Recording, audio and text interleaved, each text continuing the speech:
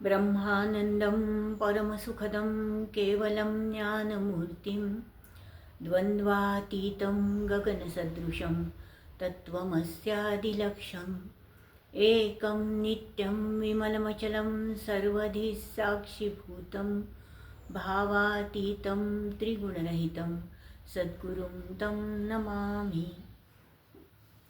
शाश्वत आणि सनातन गुरुपीठ भगवान दत्तात्रेयांचे सर्व पूर्णावतार माझे सद्गुरू डॉक्टर गुरुनाथ विश्वनाथ मुंगळे, आपण सर्वजण यांच्या चरणी सर्वप्रथम मी नतमस्तक.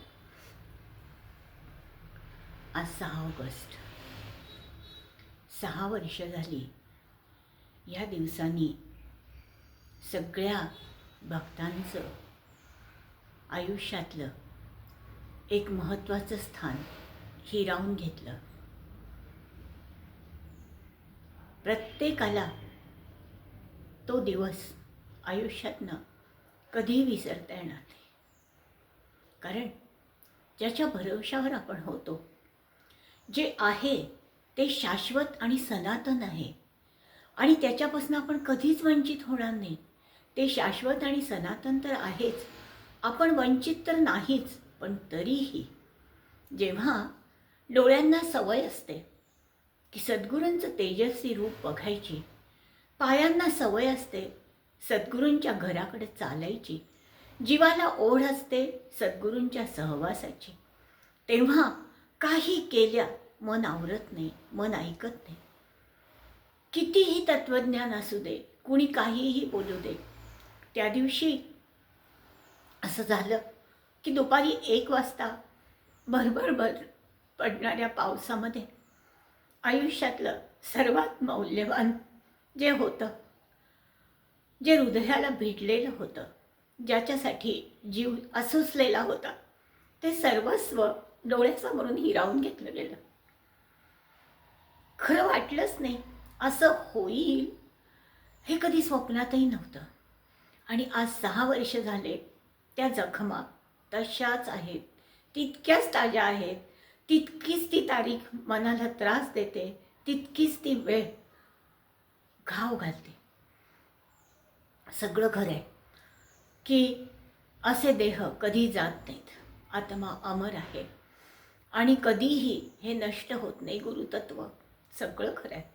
पण जेव्हा आपलं सर्वस्व हिरावून घेतलं जातं, तेव्हा जगातलं कुठलंच तत्वज्ञान मनाची समजूत घालायला उपयोगी पडत नाही आणि ते मनाला शांतता पण देत नाही. त्या दिवसापासून सुरू झालेला आक्रोशाचा तो भार, आक्रोश तो तो कदाचित कमी जास्त होतो, कधी तो मंद होतो, कधी त्यांचं अस्तित्व जाणवत राहतं. मी आहे हा विश्वास आतून येतो. त्यांच्या अनेक गोष्टी नित्य स्मरत असतात. तरी पण दररोज उठताना सकाळी आज सद्गुरूंकडे जायचंय ही दिवसाला असणारी ओढ, आणि रात्री डोळे मिटताना आज दिवसभरात काय काय घडलं, काय काय आपल्याला ऐकायला मिळालं, ते अमृत बोल मनाशीच परत परत परत ते मनातच आपण पुन्हा त्याची पुनरावृत्ती करत डोळे मिटणं हे मात्र संपलं ना. अजून आहे, पण काय आहे तर आता ती आठवणी आहे. त्या दिवशी असं झालं, या वेळेला असं होतं, हे सगळं आहे. पण तरीसुद्धा समोर दिसणारे चैतन्य हे जेव्हा नाहीसं होतं ना, तेव्हा मन कुठल्याच मार्गाने समजत नाही. लोक म्हणतात, एवढं तुम्ही गुरूंच्या पायाशी बसला, एवढं सगळं गुरूंनी सांगितलं, इतकं सगळं तुम्ही ऐकलं, तरी असं का? मग तुम्हाला माहीत नाही का? हो, माहीत आहे ना, सगळं माहीत असतं. पण तरीसुद्धा प्रत्येक भक्ताला आपल्या नजरेसमोर ते सतत असावं अशी आस असतेच असते. आणि कितीही तुम्ही लौकिकात, अलौकिकात, कशातही म्हणा, सगुणात म्हणा, निर्गुणात म्हणा, कुठल्याही याच्यात बघा, तरीसुद्धा प्रत्येक भक्ताला आपल्या परमेश्वराचं ते साजरं रूप समोर डोळ्याच्या असावं. अंतर्मनात आहे, स्थिर आहे, सगळं आहे, पण डोळ्याच्या समोर असणारं ते चैतन्य, ते मात्र कधीही गमवायला कोणीच तयार नसतं. ब्रह्मचैतन्य गोंदावलेकर महाराजांचे एक शिष्य होते. तेव्हा कळलं की महाराज स्वरूपलीन झाले. खूप त्रास झाला आणि लोक विचारायला पुन्हा असंच लागले की अरे, तुम्हाला तर एवढं माहिती आहे आणि तुम्ही कसला शोक करता. त्यांनी उत्तर दिलं की 4 आण्यात जे परमेश्वराचं सुंदर साजरं गोजरं चैतन्यदायी रूप बघायला मिळत होतं, त्याच्यापासून आम्ही पारखे झालो. आता 4 आण्याचा काय संबंध होता? तर ते जिथं राहत होते तिथून गोंदावल्याला जायला तिकीट होतं 4 आणे.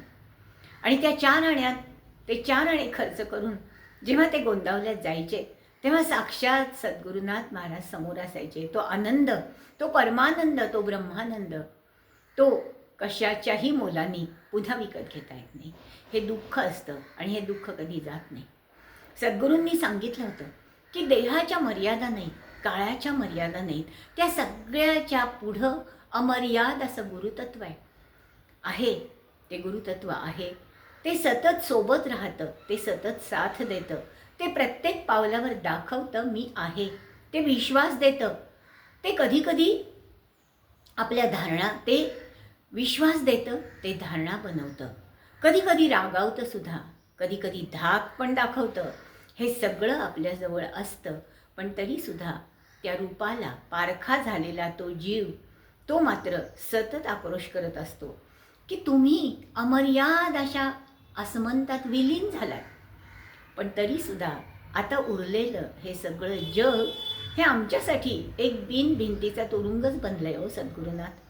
तेव्हा काही कवींचे, ही एक कवीची कविता आहे, 4 ओळीत त्यांनी सर्वस्व सांगितलं. पण हे शब्द जे कोणाच्या मुखातनं आलेले असतात ते हृदयाच्या अकांतातनं आलेले असतात आणि कोणा एकाचे ते शब्द बनत नाहीत. प्रत्येकाच्या यातनेला मूर्त रूप देणारी ती जणू अक्षररूपच असतात.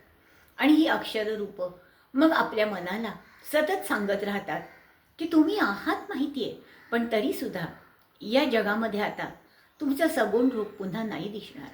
पुन्हा नाही वाटत असं की तिथं त्या खुर्चीत तुम्ही नाही पुन्हा बसलेले, पुन्हा नाही त्या घराचा जिना चढून वर आलं की समोर या काय म्हणतंय साधन, हा असा प्रश्न हा पुन्हा येणार नाही.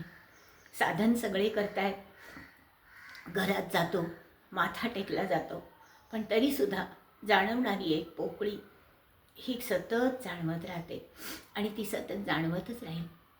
सद्गुरू तुम्ही खूप दिलत आम्हाला, प्रत्येकाला, तुमच्याकडे येणाऱ्या प्रत्येकाला दिलं आणि तुमच्या अमर्याद शक्तीवर एक मायेचं पांघरुण घालून ठेवलं होतं की जेणेकरून प्रत्येकाला तुम्ही आपलेच वाटायचा, तुम्ही अगदी जवळचे वाटायचा, आपल्यासारखे वाटायचा. तुमच्यात असणाऱ्या अमर्याद शक्तीची जाणीव प्रत्येक प्रसंगात व्हायची. पण तरीसुद्धा पुन्हा ते मायेचं आवरण वर यायचं आणि सद्गुरू माझे, मी सद्गुरूंचा, सद्गुरू आपलेच आहेत, आपलेच आहेत, आपल्यासारखेच आहेत, ही भावना इतकी हृदयाजवळ असायची की तुम्ही हे प्रत्येकाच्या विश्वात संपूर्ण व्यापूनच राहिलेले होता. तुमच्या अमर्याद शक्तीच्या अनेक समोर घडलेली अनेक उदाहरणं आहेत. अगदी सहज साधं सांगायचं तर अगदी 2020 सालाच्या सुरुवातीलाच अमेरिकेहून एक गृहस्थ आले.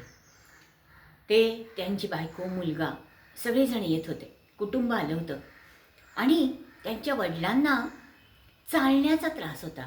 खरं म्हणजे झालं काही नव्हतं, पण कुठेतरी काहीतरी योग क्रिया करताना काय झालं कळलं नाही, पण ते पावलं टाकू शकत नव्हते.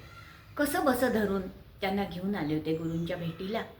सद्गुरूंच्या घराच्या पुढच्या 6 पायऱ्या आहेत फक्त, पण त्या 6 पायऱ्या चढताना सुद्धा त्यांना 20 ते 25 मिनटं लागली. दोघांनी धरूनच त्यांना वरती आणलं. त्यांच्यासाठी सद्गुरू खाली येऊन बसले हॉलमध्ये, का तर त्यांना चढता येत नव्हतं. मग सुरू झाली विचारणा आणि सद्गुरू सहज त्यांना म्हटले की एवढा तुला त्रास व्हायसारखं काय, तुमचं तर आता तुम्ही सगळीकडे दाखवलंय, डॉक्टर म्हणतात कुठेच काही नाही, मग असं का होत आहे तुला. तर त्यांनी एक सांगितलं की मी अमुक अमुक एक क्रिया करत होतो आणि काय झालं मला कळलं नाही, पण त्याच्यानंतर मला असं काही अखडल्यासारखं झालं आहे की मी पायच टाकू शकत नाही, मला चालता नाही येते. मी खूप प्रयत्न करतो. बरं बस म्हटले समोर. समोर बसवलं, डोळे मिटायला लावले आणि त्यांच्या नेहमीच्या सवयीने ते कधी कोणाच्या अंगाला स्पर्श नाही करायचे. त्यांच्याकडे एक मोठी अशा एक काठी होती. ती काठी कोणाच्या तरी हातात देऊन त्या व्यक्तीला लावायला सांगायचे ते. तर त्याला त्याला आम्ही सोटा म्हणायचो त्याला. तर तो सोटा होता असा आणि त्याची भीती पण वाटायची की ती हातात धरली की काहीतरी शक्ती जागृत असायची आणि ती हातात धरणाऱ्याला खूपच जाणवायची ती. तर तसं त्यांनी ते लावलं त्याला आणि ती जादूची काठी काय केलं माहिती नाही. आणि 2 मिनिटांनी ते गृहस्थ उठले, डोळे उघडले. अरे मस्त वाटतंय म्हटले, आता मला काही असं वाटत नाही बांधून ठेवल्यासारखं, जखडल्यासारखं. मग सर हसले. बघ म्हणले, जरा चालून तरी बघ. ते चालले आणि सरांच्या घराच्या 3ऱ्या मजल्यापर्यंतच्या जिन्यावर चढून गेले. पटापट पटापट पटापट. शेवटी त्यांना मागणं सरांनी पाठवलं एकाला, अरे त्याला म्हणू आता खाली ये, नको तू धावपळ करू. असे डोळ्यासमोर घडलेले प्रसंग. आणि या प्रसंगात त्या गृहस्थांनी तर साष्टांग नमस्कारच घातला, पण डोळ्यांनी बघणारे तिथं असणाऱ्या अनेक लोकांना केवढा मोठा हा चमत्कार. पण गुरुतत्वाला चमत्कार मान्य नाही. त्यांनी सांगितलं हा चमत्कार नाही, असे चमत्कार घडत नाहीत आणि जेव्हा घडतात तेव्हा ते परमेश्वराच्या इच्छेनेच घडतात. कुठेतरी काहीतरी करताना अंतर्मनामध्ये कुठंतरी काहीतरी अडकलं होतं, जखडलेलं होतं. ते फक्त महाराजांच्या कृपेने ते सरळ झालं आणि ते निघून गेलं. त्याच्यामध्ये मी काहीच केलं नाही आहे. पुन्हा ते की मी काही करत नाही, मला काही येत नाही, हे त्यांचं नेहमीच होतं. मी काहीच करत नाही. महाराजांची कृपा असेल तर होतं किंवा तुझी पुण्याई असेल तर होतं. पण डोळ्याने बघितलेल्या या गोष्टी ह्या कधी विसरत नाही. असे अनेक चमत्कार रोज बघताना सुद्धा आणि त्यात माझं मी काही केलं नाही असं सांगणारे सद्गुरू जेव्हा मिस्किल हसायचे तेव्हा खरंच कळायचं नाही. कधीतरी असं वाटायचं की नाही यांनीच सगळं केलं आहे, पण तरीसुद्धा मायेचं एक आवरण असतं ना, ते सांगायचं असेल काहीतरी त्यांना, तिथं आल्यावर काहीतरी झालं असेल आणि ते चालायला लागले. एवढी मोठी गोष्ट की येणारा माणूस येताना ज्याला 2-2 लोक धरून आणतात, तो 3 मजले जिन्याचे धडाधड चढून जातो आणि जाताना अगदी ऐटीत निघून जातो. हे बघणं, हे भाग्य खूप जणांना आयुष्यात लाभलं. आणि असे अनंत चमत्कार सद्गुरूंनी अनंत चमत्कार केले, पण त्यांना हे मात्र कधीच आवडायचं नाही. असं काही नसतं. कोणी जेव्हा म्हणायचं की असे चमत्कार आहेत, तर तेव्हा त्यांनी कधीच मान्य केलं नाही. असे चमत्कार नाहीत, मी काही करत नाही. महाराजांच्या कृपेने जे घडायचं ते घडतं. अहो साधी एखादी गोष्ट मी आधीच सांगितलं होतं, मी आधीच म्हणलं होतं, मला वाटलंच होतं.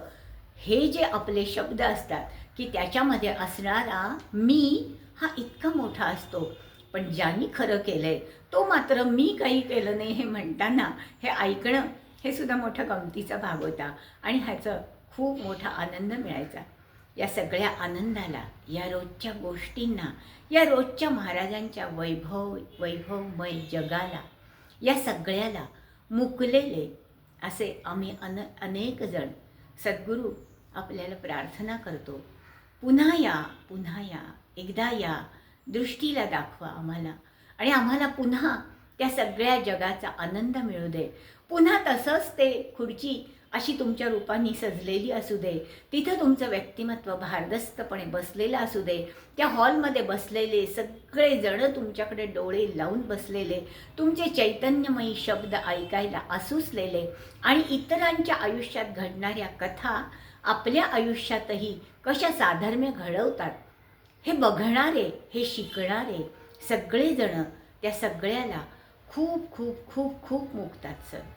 प्रत्येकाला वाटतं की पुन्हा ते क्षण आयुष्याने दिलेले इतके सुंदर मौल्यवान क्षण, हे ते क्षण पुन्हा एकदा भरभरून जगता यावेत, पुन्हा एकदा तो सरबार असाच भरावा, पुन्हा एकदा ती बहार यावी. सद्गुरू आपल्या चरणी प्रार्थना आहे की आपण आम्हाला एकटं सोडणार नाही माहीत आहे, तरीसुद्धा जे सुख, जो आनंद त्या जीवाने अनुभवला तो पुन्हा एकदा अनुभवायला मिळावा, पुन्हा एकदा त्याच्यातच तल्लीन व्हावं. साऱ्या आयुष्याचा वेळ त्यातच जावा, कारण हा वेळ जो आपल्यासाठी होता तो वेळ तसाच रिकामा आहे सद्गुरू. त्या वेळेत दुसरं काही भरायची ताकदच नाही आहे. तेव्हा तो वेळ पुन्हा तसाच राहावा ही आपल्या चरणी सर्व भक्तांची प्रार्थना. आज 6 ऑगस्ट, आज 6 वर्ष झाली. दिवस, महिने, वेळ, वार, तारीख या सगळ्याच्या पलीकडे जाऊन पुन्हा एकदा असं वाटतं की सद्गुरू आपण पुन्हा या, आपण पुन्हा या आणि आपण पुन्हा या. सद्गुरुनाथ महाराज.